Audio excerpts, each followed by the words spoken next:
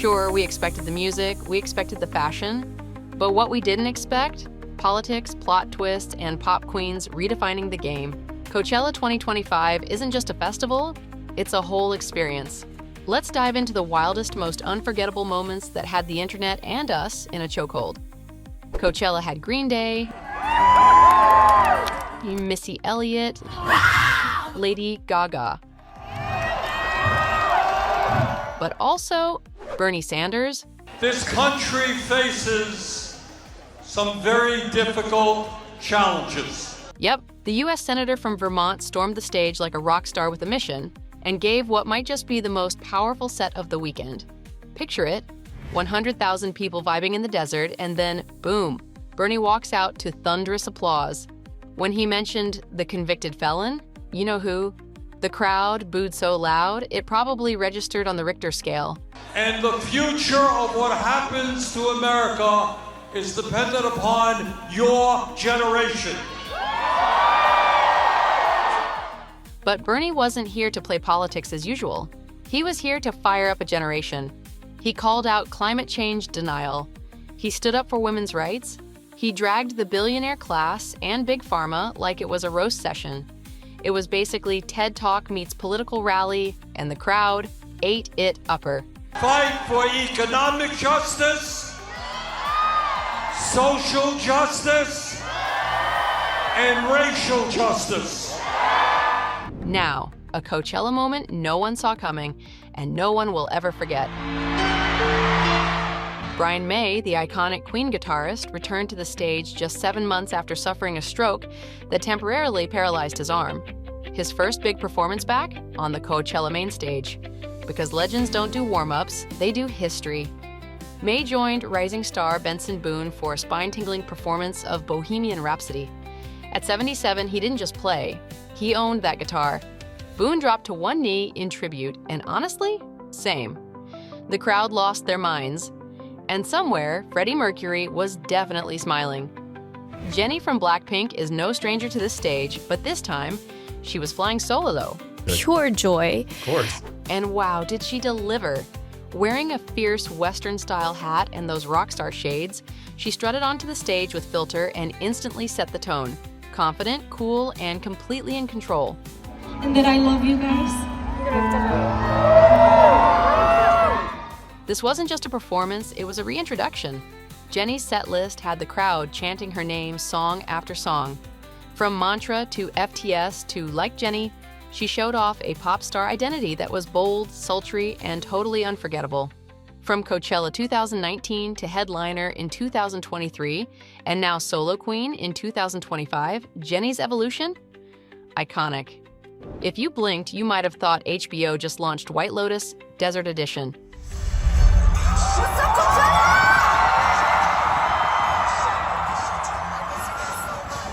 Lisa, yes, the Lisa from Blackpink, hit the stage and casually introduced herself as Mook, her viral character from the White Lotus. The crowd lost it, the internet lost it, and honestly, we did too. She brought the charisma, the choreo, and that signature Lisa fire that's unmatched. From dance breaks to pop star poise, this set was pure main character energy. Green Day didn't just headline, they made a statement. During their set, Billie Joe Armstrong rewrote the lyrics to Jesus of Suburbia in support of Palestinian children affected by the conflict in Gaza. The crowd of over 100,000 was stunned, and then erupted in cheers. It was one of those moments where a music festival turns into something bigger, a political statement, a rallying cry. This isn't just music anymore. This is a message, one fan posted, and it quickly went viral. Green Day didn't just perform, they took a stand, and Jesus of Suburbia? That night, it became an anthem for more than a generation. It became an anthem for justice. Lady Gaga made real mayhem with her Coachella performance, and I mean that in the best possible way. From the moment she stepped on stage, the energy was electric. Her fans, whom she lovingly refers to as little monsters, were out in full force, and Gaga gave them a performance they'll never forget. Is it fun to you to know that there's like so many people that call themselves little monsters? I love it. Gaga reminded us exactly why she's a pop powerhouse.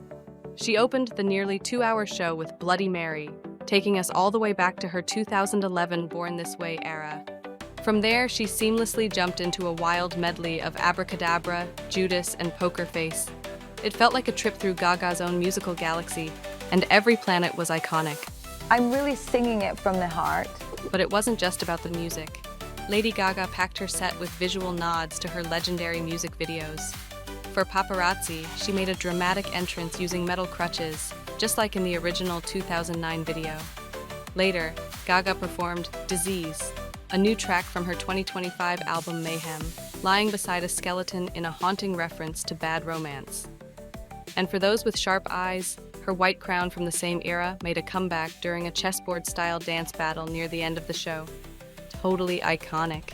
Of course, the singer also treated fans to fresh material. Several songs from her new album Mayhem made the set list, including Killa, which Gaga said she was especially excited to perform. In an interview with Uproxx, she called it ultra-confident, ultra-funky, super unique, and cool. Mayhem is all of these gothic dreams. And honestly, she totally owned that vibe. Before Coachella, Gaga had already been teasing something big. When the festival lineup was revealed back in November 2024, she took to Instagram to share how she'd always dreamed of creating a chaotic, unforgettable night out in the desert. It's an absolute privilege to be a songwriter and a singer and to be able to sing for people during this time and just send as much love as I can. She told fans, "I'm headlining and starting the weekend off at Coachella. Can't wait to hear you all sing along and dance, dance, dance till we drop." And that's exactly what happened. You're headlining Coachella this year, and you've promised a night of chaos. Yes, that might be several days of chaos. While Gaga gave us a night packed with energy, power, and jaw-dropping visuals, she also keeps finding ways to connect with her fans on a much more personal level. Recently, Lady Gaga opened up to the New York Times about a difficult chapter in her life, her battle with psychosis in 2020. I was not deeply in touch with reality for a while, and it took me out of life in a big way. And after a lot of years of hard work, I got myself back. That's an incredibly raw admission from someone who spent years pushing the boundaries of creativity and performance. She also shared how her fiancé, entrepreneur Michael Polanski, helped her see that even after she had overcome psychosis, she still wasn't as happy as she could be. I was in a much better place when I met him, but I remember him saying to me, pretty early on, I know you could be a lot happier than you are. Now, psychosis is a term that gets thrown around a lot, but what does it actually mean? According to the National Institute of Mental Health, it's a condition that affects the mind to the point where there's a loss of contact with reality. Symptoms can include paranoia, difficulty thinking clearly, anxiety, sleep disturbances, and more. And while it sounds rare, it's actually more common than people think, affecting anywhere from 15 to 100 people per 100,000 each year. My own trauma in my life has helped me to understand the trauma of others. As for what causes psychosis, that varies. It can stem from medications, underlying mental or physical health conditions, extreme stress, or even lack of sleep. I have mental health issues. I take a lot of medication to stay on board. Gaga didn't share what triggered hers, but she did open up about what helped her heal, learning to balance her larger-than-life stage persona with her real-life self. She explained, "I'd like to think that I'm a kind person, but there's a ferociousness and a hardness and an intensity that I have on stage as a performer. And figuring out how to exist as both Lady Gaga and Stefani Germanotta was a challenge. I can't always control things that my brain does." But this wasn't the only struggle Lady Gaga faced. She's battled through numerous hardships, many of which continue to haunt her to this day. In 2016, speaking about her role in A Star Is Born, Gaga confessed to feeling insecure and ugly sometimes. Even after reaching that incredible level of success and admiration, the Grammy winner couldn't accept herself, and it was the battle of a lifetime. The celebrity had been fighting bulimia and anorexia since she was Gaga wanted to be skinny so bad that she was constantly throwing up in high school. Bulimia eventually started to damage her voice, with the acid affecting her vocal cords. Encouraging people to embrace their flaws, the singer launched the Body Revolution movement in 2012. She posted a picture of herself in her underwear and asked her fans to do the same. Not surprisingly, her message resonated with thousands of people from all over the world. Eating disorder is just one of the many horrific monsters haunting Gaga since her teenage years. In 2019, the singer-turned-actress also admitted that she feels miserable every single day after an incident that took place when she was just 19. As a teenager, she experienced a traumatic incident involving a music producer. Gaga opened up to Vogue about it, saying, "No one else knew.